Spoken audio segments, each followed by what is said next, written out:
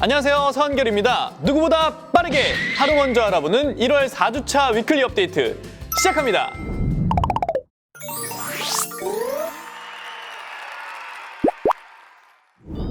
검은 사막 월드에 커다란 변화가 생깁니다. 바로 절망의 신 하둠이 검은 사막 월드에 손을 뻗치기 시작한 것인데요. 그 영향으로 우리에게 익숙한 세렌디아 지역 대부분이 엘비아의 영역으로 물들어 버렸다고 합니다. 이번 큰 변화로 인해 모험가 여러분이 어린 시절 만났던 제다님프, 늪지 나가와 포건, 붉은 오크, 패성터의 병사, 피피 수도원 광신도, 비라기 산체의 산적들이 새로운 힘으로 무장하여 우리를 위협한다고 하니 귀 쫑긋! 제가 드리는 정보를 잘 확인하시고 모험을 떠나시길 바래요. 우선 비라기 산체 사냥터입니다. 이곳에서는 경계태세에 신경을 써야 합니다. 몬스터를 토벌하다 보면 산적들이 모험가에게 일종의 현상금을 걸고 경계태세를 갖추게 되는데요. 이때부터 산적들의 추가적인 공세를 견뎌야 합니다. 경계태세는 총 5단계가 있고 마지막 5단계가 되면 우두머리인 비라기가 직접 등장합니다. 만약 같은 지역에 여러 모험가가 있을 경우 현재 경계태세가 가장 높게 누적된 모험가의 위치에 표시되니 항상 주의하세요. 다음은 2인 사냥터인 인프재단입니다. 한 명은 자리를 잡고 한 명은 몬스터를 끌어오며 협력해야 합니다. 소위 별사탕으로 불리는 정의 몬스터를 재단 인프 깃발 근처로 끌어와 처치하면 그 힘으로 주변 영혼들이 모두 재단 인프로 변하게 되며 더 많은 전리품을 얻을 수 있습니다.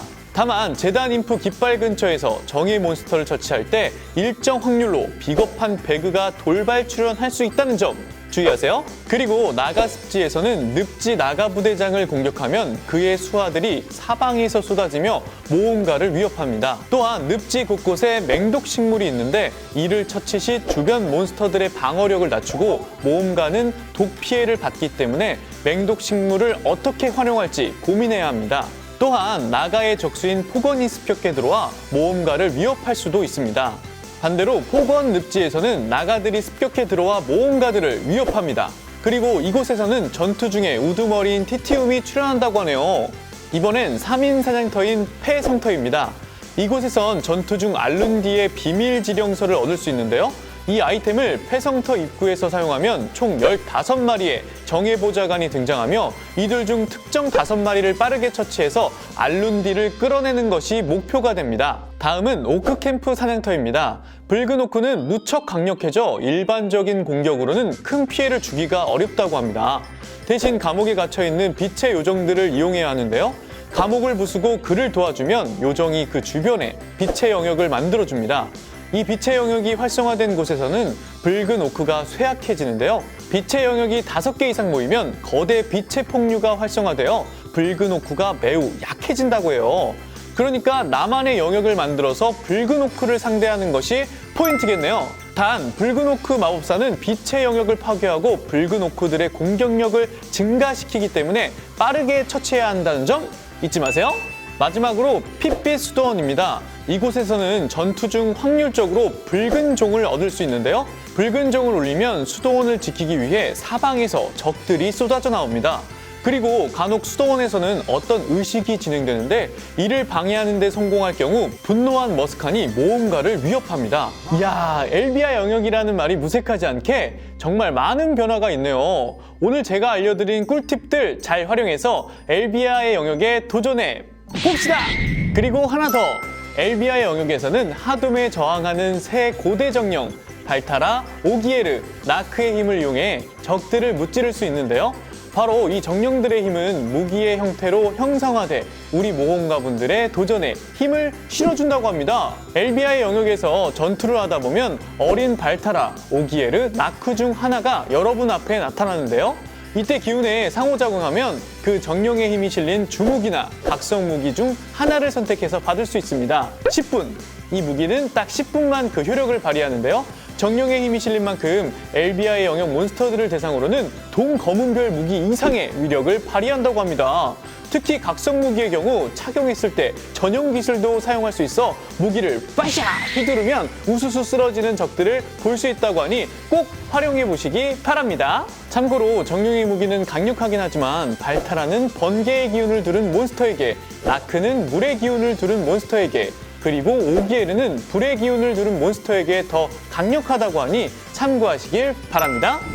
하둠에 대응하여 엘비아의 영역에 도전하게 되면 특별한 전리품을 얻을 수도 있습니다. 검은별 방어구를 착용하고 계신 분들에게 희소식이 될 것 같은데요. 7흑의 검은별 방어구 개량에 필요한 재료인 검은 망령의 기운과 그 제작식이 추가되었습니다. 검은 망령의 기운은 발타라의 정렬, 오기에르의 이치, 나크의 기백, 광기의 꽃, 망령의 기운을 각 한 개씩 간이 연금하면 얻을 수 있는데요. 해당 재료들은 이렇게 얻을 수 있고 하위 재료들의 획득처 역시 여기를 참고해주세요. 와, 이번에는 신규 액세서리인 깨어난 강의 목걸이, 깨어난 달의 목걸이가 추가되었다는 소식입니다. 해방된 실비아의 숨결과 메마른 강의 눈물을 조합하면 깨어난 강의 목걸이를, 갈라진 달의 손톱을 조합하면 깨어난 달의 목걸이를 얻을 수 있습니다. 해당 재료들은 이렇게 얻을 수 있다고 하니 얼른 캡처하세요.